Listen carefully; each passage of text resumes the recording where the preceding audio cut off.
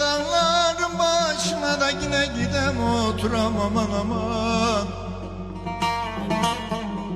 Aman yok mu da yine benim gibi de sevdiğini yitiren aman aman aman. Aman yollar yakın değil de barak kızı gidem seni getirem. Söyle de barak kızı söyle de Nizibe nereden yol gider, Antep'e nereden yol gider aman yol.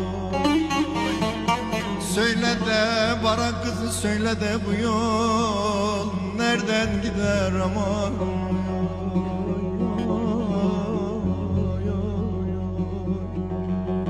Aman dağlara dağlara dağlara, aman benim sevdiğim de sepet almış, koluna inmiş Nizip'teki bağlara bağlara.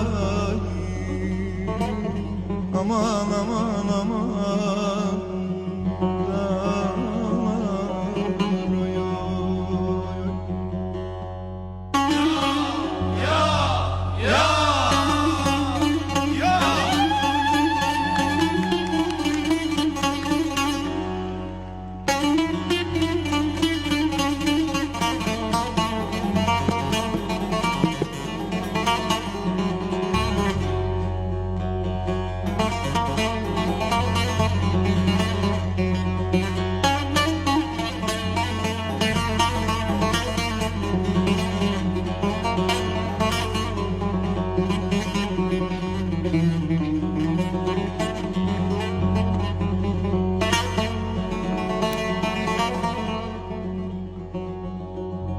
aman açmayın pencerelerde garip aman aman aman aman aman esmesin yeller.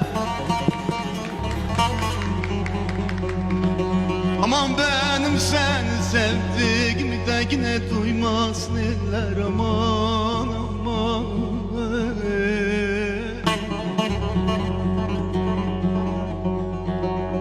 Kolumu boynuma da garip aman aman aman aman aman attığım günler, attığım günler.